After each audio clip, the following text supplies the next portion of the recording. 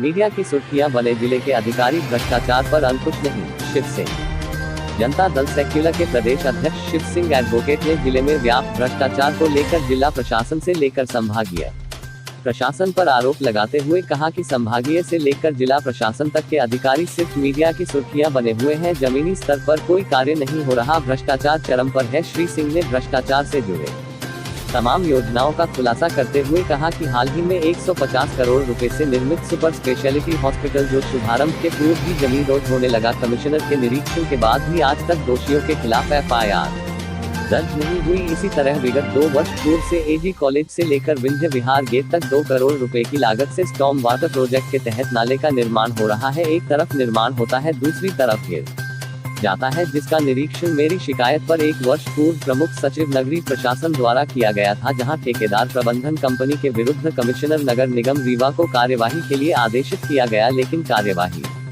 दफन हो गई। अभी हाल ही में विंध्य विहार गेट के पास 50 मीटर से अधिक नाले को मोड़ दिया गया है तथा 1 मीटर चौड़ाई ऊंचाई कम कर दी गई है तथा उस नाले को रीवा सतना रोड क्रॉस कर दूसरी बस्ती में जोड़ा जा रहा है, जिससे बस्तियों में बाढ़ की भयावह स्थिति पैदा हो जाएगी। प्रशासन को कई बार सचेत किया गया, लेकिन प्रशासन कुंभकर्ण की नींद में सोया हुआ है। इसी तरह चोरहटा से रथरा सड़क मार्ग विगत 10 वर्षों से प्रत्येक 6 माह में बनाया जाता है। कहीं न कहीं पूरे सड़क मार्ग पर प्रत्येक 6 माह में कार्य जारी रहता है। JP गेट के सामने सड़क नदी नाले में तब्दील है। इसी तरह नए बस स्टैंड के पास सड़क की हालत जर्जर है। इसी तरह इंजीनियरिंग कॉलेज से विश्वविद्यालय की ओर जाने वाला मार्ग पूरी तरह बर्बाद हो चुका है। प्रधानमंत्री आवास बहुमंजिला इमारतें गुणवत्ता विहीन निर्मित की गई है, जो कभी भी जमींदोज हो सकती हैं। इसी तरह नए बस स्टैंड सरदार पटेल चौराहा से फूलमती माता मंदिर की ओर जाने वाले मार्ग के किनारे नाला निर्माण में कीचड़ के अंदर नाले की प्लेट बनाई जा रही है। नाला टूटने से बड़ी घटनाएं हो सकती हैं। इसी तरह शहर के अंदर सैकड़ों निर्माण कार्य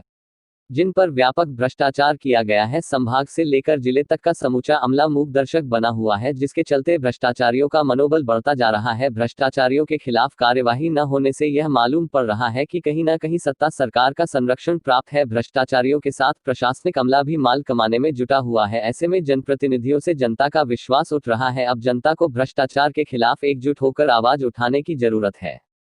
देखा जा रहा है कि अभी हम AG कॉलेज मोड़ के पास नाले के ऊपर खड़े हुए हैं।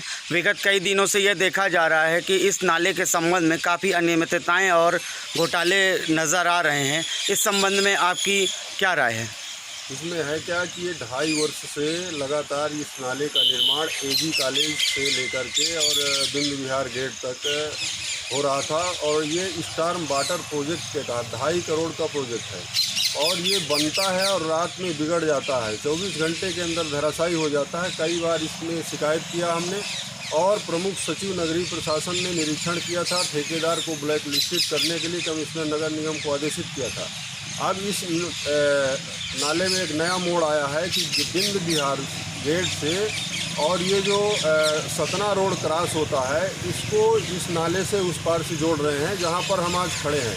अब हालात ये है कि पहले कई बार भयावह बाढ़ का सामना यहाँ बस्ती के लोगों को करना पड़ा है, पानी नहीं निकल पाता था, और नाले की चौड़ाई, लंबाई, ऊंचाई सारी कम कर दी गई है, पूरी तरह गुणवत्ता विहीन है। आप यहाँ खड़े हैं, यदि ये सतना रोड क्रॉस करके उस पार की बस्ती का भी ये पानी यहाँ आएगा तो पूरी तरह से ये एरिया जलमग्न हो जाएगा, और इसमें प्रशासन बिल्कुल गहरी नींद पर सो रहा है।